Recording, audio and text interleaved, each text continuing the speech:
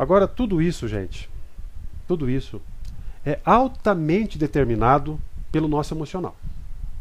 Então, o entendimento um pouco melhor de como que nossas emoções influenciam no dia a dia, ela é muito importante para que você consiga entender, perceber por que determinadas responsabilidades você talvez não esteja cumprindo ou fazendo muito bem, por que você está acelerada demais ou lenta demais na execução das suas atividades. Então, a compreensão desse nosso emocional, ela passa por todas essas questões do tempo, da comunicação e dos papéis e responsabilidades. E é disso que a gente vai falar um pouco agora. Muito bem. Vamos falar primeiramente o que é a inteligência emocional. Vocês já ouviram falar, obviamente, de inteligência emocional, ou mais ou menos já ouviram falar, mas já ouviram também falar de QI, o quociente de inteligência. Vocês sabem que existe o teste de QI. O teste de QI ele é um teste clássico feito lá na psicologia, que tem o objetivo de, através de testes feitos com as pessoas, testes objetivos, identificar qual que é o quociente de inteligência dessa pessoa. Isso com relação então à inteligência. Do ponto de vista emocional, existe algo similar.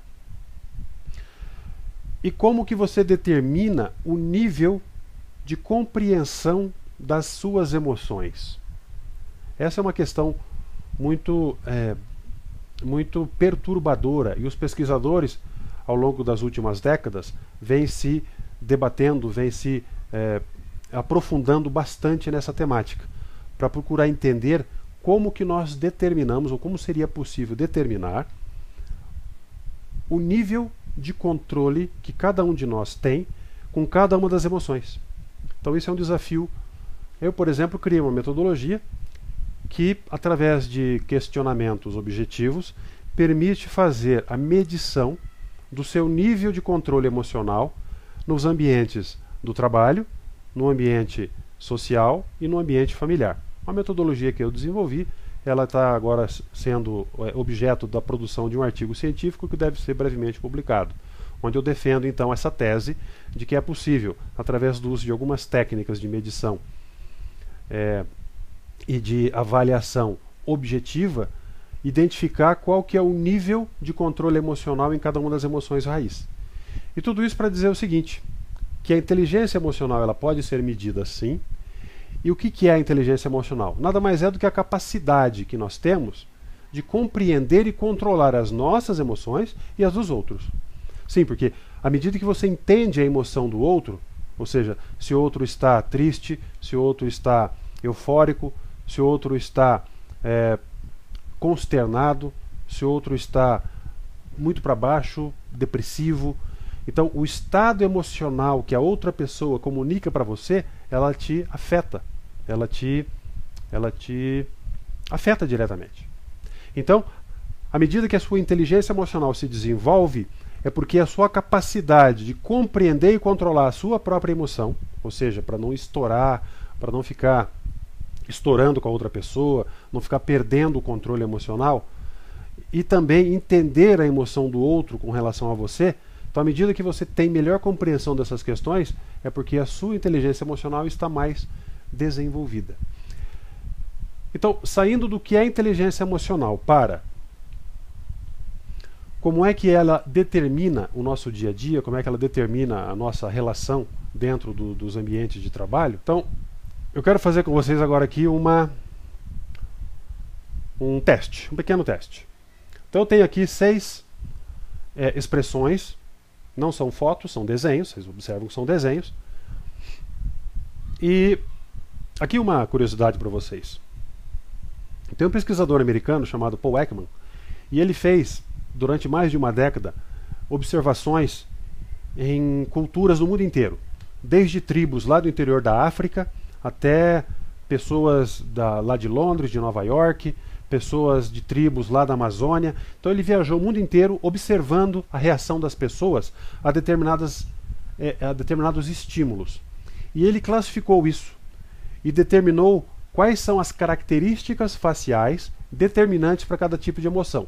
Então eu trago aqui para vocês 6 dos principais componentes emocionais, ou das expressões emocionais. E eu queria que vocês me ajudassem agora. A primeira expressão, ela é do quê? Raiva. Muito bem, raiva. A segunda expressão, vocês acham que é do quê? Nojo. Nojo, muito bem. A terceira expressão. A terceira expressão lembra o quê? Só tá meio chocada. Meio, Espanto. meio chocada, espanto, ou seja, medo. A quarta. Quarta é fácil, né, gente? Feliz. A quarta pessoa está alegre, então é a alegria. A quinta. O que será que é a quinta? Zangado. A quinta, ela está triste. A pessoa, ela está entristecida. E a última? A última seria o quê? Espanto, surpresa. Então, dentro dessas expressões que Paul Ekman pesquisou em todo mundo, ele identificou que a forma que cada cultura reage, cada povo reage a determinados estímulos, ela é exatamente a mesma. Não importa se é de um pigmeu lá da África ou se é de um nova-iorquino que nunca viu a floresta na vida. A expressão de raiva no rosto de um pigmeu e de um nova-iorquino vai ser exatamente a mesma, assim como o nojo, o medo, a alegria, a tristeza e a surpresa. Ainda que os nomes dados a cada sentimento deste ele seja completamente diferente, o que ele expressa do ponto de vista emocional, ele é o mesmo. Então essa é uma característica do ser humano. Então, um teste para vocês. Esse é um desenho também, do estilo mangá. O que o desenhista quis comunicar com esse desenho? Qual dos 6 itens que nós vimos ali atrás? Olha só a expressão, a sobrancelha, o olho arregalado. O que será que é isso? É o medo, né, gente? A pessoa, quando está com medo, ela regala os olhos, ela fica com toda a sua expressão alterada para o aspecto do medo. Então, agora, quero compartilhar com vocês o resultado de uma pesquisa que foi feita na Universidade de Nova York. Eles pegaram uma amostragem muito grande de pessoas e submeteram essas pessoas a diversos tipos de estímulos. E essas pessoas foram submetidas a uma análise de infravermelho para identificar quais regiões do corpo da pessoa apresentavam maior intensidade de circulação sanguínea. E eles fizeram então a medição de várias pessoas, submetindo as pessoas aos estímulos, e os resultados são esses que estão aqui resumidos nesse quadro, com um total de 14 tipos de manifestações do nosso corpo a estímulos externos. Então, quando nós estamos com raiva, com medo, com desgosto, cada um deles, a felicidade, irradia um tipo de energia através do nosso corpo. Então eu quero chamar a atenção de vocês para 4 itens. Então eu quero chamar o primeiro item aqui, que é o item felicidade. Quando nós sentimos felicidade, e aquela felicidade ela é real, ela é profunda, ela é efetiva, quando você encontra uma pessoa, quando você atinge um objetivo, quando você está muito alegre porque encontrou alguém, então ela irradia o seu corpo inteiro. Você manifesta aquilo em todos os seus poros, principalmente na face e na região do peito, no plexo do peito, na área do peito. Então essa área ela fica altamente concentrada de circulação de sangue na cabeça, e todo o restante do seu corpo ele está em êxtase, ele está em estado de felicidade. Esse é o estado que mais movimenta energia no nosso corpo de forma integral. Ele envolve todo o nosso corpo, do dedão do pé até o fio do cabelo. Então, essa é a sensação da felicidade. Uma outra que eu queria era o oposto da felicidade, que é a tristeza. Então você observa que entre a felicidade e a tristeza ela é um estado de ausência de energia. Então você observa que as extremidades, as pernas, os braços, a região do abdômen, a região da cabeça, ela fica completamente sem energia, ela fica completamente sem circulação sanguínea. Ela fica inerte. E você tem uma concentração muito grande de energia represada na região do peito. Então você tem aquela sensação ruim. Você fica triste, você fica consternado. Então, essa sensação, a sensação da tristeza, ela nos consome porque ela concentra a energia nessa região e tira a energia de todo o resto. Então você não consegue irradiar nada. Você é uma pessoa apagada, você é uma pessoa triste. A terceira que eu queria compartilhar com vocês, e essa é muito fácil de você comprovar, é o sentimento da vergonha. Então, quando você está envergonhado, observe o que acontece lá no seu rosto. Por que a gente fica com as bochechinhas vermelhinhas quando a gente fica envergonhado? Porque tem uma concentração ali de circulação sanguínea nessa região da bochecha. Então você manifesta a vergonha mesmo que você não queira. Você fica envergonhado e fica vermelhinho ali.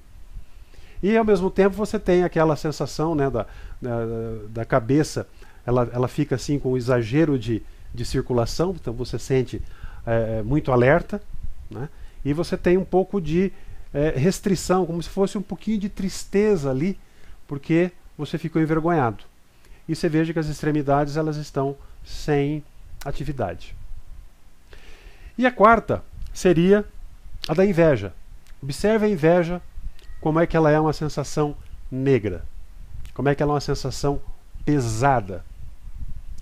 Ela coloca nas extremidades do seu corpo exatamente uma ausência total de oxigenação. Você fica naquele estado, quase um estado de catarse, quase no estado de meditação. E você concentra no seu peito, bem na região do centro do peito e na cabeça, uma quantidade reprimida de sangue para processar toda aquela questão que você está remoendo ali dentro, de inveja. Você está introjectando aquilo. E todo o resto do seu corpo está em estado de catarse. A inveja é uma sensação negra. Então, essa pesquisa que foi feita lá na Universidade de Nova York, através dessas leituras em infravermelho, é muito interessante. E junto com a pesquisa lá que o Paul Ekman fez, que também é um pesquisador americano, que viajou o mundo inteiro vendo as expressões, quando você junta essas duas coisas, você começa a perceber um pouco melhor como que a nossa emoção nos entrega, nos revela, e nos revela no sentido de deixar mais transparente quem de fato nós somos. Você já ouviu falar daquela questão que a pessoa não sabe mentir? É que por mais que ela fale a mentira, o corpo dela entrega que ela mentiu. Isso é muito curioso. O nosso corpo fala por nós. Na verdade, o nosso corpo fala antes de nós. Quando você está para falar alguma coisa que é mentira, o teu corpo já denunciou que você está mentindo. Curioso isso. Muito bem, gente. Então, dentro das questões relacionadas aqui ao emocional, a gente pode perceber um outro. Olha o amor, que interessante. O amor, você irradia fogo, né? Aquela sensação do amor nas regiões, né, na região mais próxima do genital, na região do peito, na região da face. Então são as regiões mais erógenas que ficam ali estimuladas quando você está sentindo uma sensação de amor. A sensação de ansiedade, olha ali, ó, no peito, carregado, ainda mais na parte do abdômen, na parte do pescoço, você sente um pouco pressionado quando você está com ansiedade, quando você está com alguma espécie de desejo reprimido, está ansioso por alguma coisa. Então você tem as extremidades do corpo ausentes de circulação e concentrado aqui no abdômen e nessa região mais do pescoço, você sente aquele aperto, aquela coisa meio incômoda. Estou aqui para compartilhar um pouco com vocês sobre a questão da emoção. A emoção, ela tem a ver com uma coisa muito importante, gente, que é a autoestima. A autoestima é aquele ponto você valorizar a si mesmo. Então tem pessoas que têm a autoestima elevadíssima. Então ela se cuida muito bem, ela quer se apresentar muito bem. Então ali eu trouxe ali a foto da pessoa sendo maquiada, né, cuidando da aparência. Provavelmente vai se apresentar ali, vai fazer alguma aparição pública. Então ela está toda preocupada com a sua aparência, com o seu visual, com o seu rosto. E também tem a ver com o quê? Com o amor próprio. O fato de você se vestir bem, o fato de você se apresentar bem, cabelo penteado, uma maquiagem, um batonzinho leve, né, cuidar das mãos, pintar as unhas, ter uma roupa combinando, tudo isso tem a ver com o amor próprio. Você quer se valorizar, você quer se sentir bem, você quer se apresentar bem, e você quer que as pessoas se sintam bem quando estiverem com você. Então tudo isso tem a ver com a nossa autoestima. A autoestima, ela reúne uma série de componentes do nosso emocional. Entre eles, o próprio amor, que é o amor que você sente por você mesmo, é o amor próprio, e ela tem a ver com aquela questão do orgulho, de você se enaltecer, de você se apresentar bem, de você mostrar que você tem um valor. Então essa questão da autoestima, ela é muito importante para a nossa relação no ambiente de trabalho. À medida que você se valoriza, à medida que você se respeita e dá esse mesmo respeito para o próximo, a tendência é do ambiente de trabalho ser muito leve, ser muito gostoso, ser muito atrativo, ser muito acolhedor. Todas as pessoas que ali se encontram, todas as pessoas que ali se reúnem, elas se sentirão bem. Porque todas as pessoas que ali estão, elas têm autoestima, têm amor próprio, valorizam a si mesma e respeitam o outro, respeitam o próximo. Dentro desse ambiente de trabalho que eu estou me relacionando, tem uma questão que é o do desequilíbrio. Então a questão aqui é, o que te desequilibra? O que te coloca, digamos, fora do eixo, fora do centro? Aquilo que às vezes acontece com a gente, você está conversando com alguém e diz, não, aquela pessoa me tirou do sério, aquela pessoa me tirou do sério, ela quebrou com o meu equilíbrio emocional. Então, o que te desequilibra? O que nos desequilibra? Então, o que desequilibra cada um de nós é diferente. Então, o que me desequilibra é totalmente diferente daquilo que desequilibra você. Por quê? Porque as intensidades das ocorrências das coisas que me desequilibram são diferentes daquelas que desequilibram você. Quando você vê um espetáculo, por exemplo, de crianças fazendo uma coreografia, e você é lá a pessoa, a coreógrafa, a pessoa responsável por fazer todo aquele trabalho com as crianças lá dançando, fazendo aquele trabalho aqui, nessa foto exemplificando, né, as crianças enaltecendo aqui a cultura indígena, fazendo uma dança, todas fantasiadas de índiozinhos.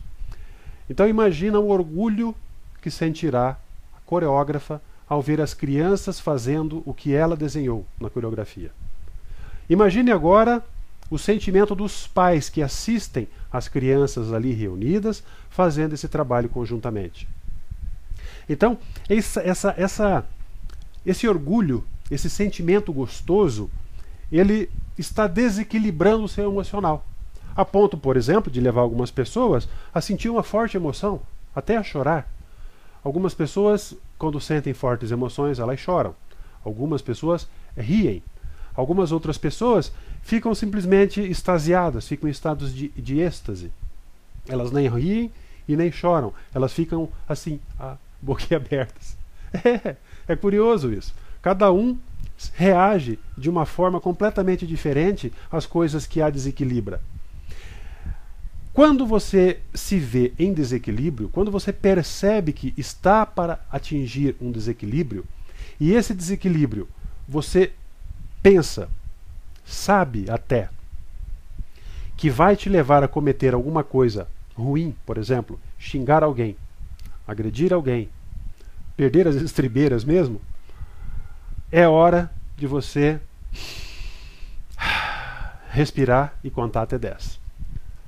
Tivemos uma campanha promovida pelo Ministério da Cultura o ano passado, aliás, Ministério da Saúde o ano passado, sobre a questão do contar até 10.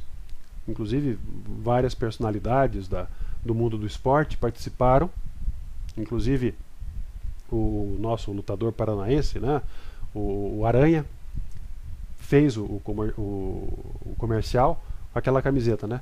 No trânsito, não perca, né? Conte até 10 antes de fazer alguma coisa. Então, às vezes, tem uma discussão no trânsito, a pessoa simplesmente perdia o controle emocional e partia para a agressividade. Então, teve essa campanha. Então, aqui a dica é a seguinte: se você perceber que está para tomar uma atitude impensada, antes de que ela se torne uma atitude impensada, conte até 10. Conte até 10, feche os olhos, respire fundo, que você vai fazer com que abaixe a sua adrenalina, e a partir da adrenalina sendo um pouquinho controlada, você assume de novo o controle e evita, por exemplo, xingar alguém, agredir alguém, cometer um ato ruim, que vai contra aquilo que você acredita, aquilo que você é. Então, o que nos desequilibra? Qual é a resposta aqui? Para cada pessoa é diferente. Cada pessoa é desequilibrada por uma manifestação ou um conjunto de manifestações completamente diferente. E o desafio é cada um entender o que desequilibra, o que te desequilibra, para buscar nesse desequilíbrio o gatilho para você contar até 10. Muito bem. Dentro da questão do desequilíbrio, nós precisamos saber que é necessário nós nos protegermos.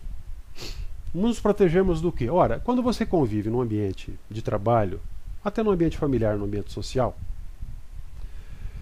é necessário que você se proteja da influência emocional negativa do outro. Porque às vezes o outro, pode acontecer que o outro esteja desequilibrado, esteja, por exemplo, altamente depressivo ou depressiva, esteja triste, e ela contamine você com essa tristeza, com essa depressão.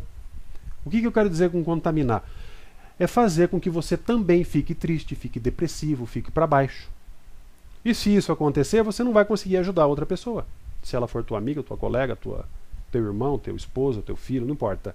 Alguém com quem você se relaciona, um colega de trabalho. Às vezes um colega de trabalho está passando por um momento de crise. Ele está com alguma dificuldade, não consegue trabalhar, está com um problema. Aí ele vem conversar com você. E aí ele te conta o problema dele e você também fica tão ruim quanto ele. Então, era um com problema, agora são dois com problema. Então, é necessário que você aprenda a se proteger da influência emocional negativa do outro. E como é que você faz isso? Entendendo qual é o que te desequilibra, qual é o ponto que te desequilibra. Então, se você é uma pessoa, como é que eu posso dizer? Manhosa. Porque tem gente que é manhosa, né? Tem gente que é muito suscetível. Por exemplo, alguém fala mais rígida com ela, ela já quase chora. Porque ela é muito sensível. Tem pessoas que são sensíveis. Se você é uma pessoa que não pode, por exemplo, enfrentar situações de emoção extrema. Por exemplo, você vê sangue e você desmaia. Eu conheço pessoas que não pode de maneira nenhuma acompanhar alguém a um hospital. Ainda mais se for um pronto-socorro. Chega alguém lá com a perna quebrada ou ensanguentada, a pessoa vai desmaiar. Então aí você foi levar alguém no hospital, vai ter que ir junto, né, para a enfermaria porque desmaiou. É da pessoa, é de cada um. Então, o desafio aqui, gente, é você entender o que te desequilibra. Se você não tem suporte emocional para conversar com alguém que está depressivo, não se meta, porque você vai se dar mal, você vai ficar depressivo também. Agora, se você é forte, consegue segurar a onda, segurar teu emocional, beleza, vai em frente. Às vezes é necessário você se juntar a uma outra pessoa para ajudar uma terceira. Duas pessoas conseguem dar um apoio melhor. Às vezes é uma dificuldade de relacionamento, às vezes é uma dificuldade com um amigo, com um namorado, com um esposo, com um filho, às vezes é uma dificuldade com um outro colega de trabalho. São várias coisas que a gente enfrenta no dia a dia. Então é natural que você sofra episódios ou passe por episódios de influência emocional negativa.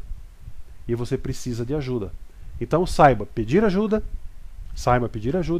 e saiba que você precisa se defender desse negativo do outro. Então, se você está bem e o outro está mal e você quer ajudar, saiba se você tem condição de ajudar. Ok? Fica a dica.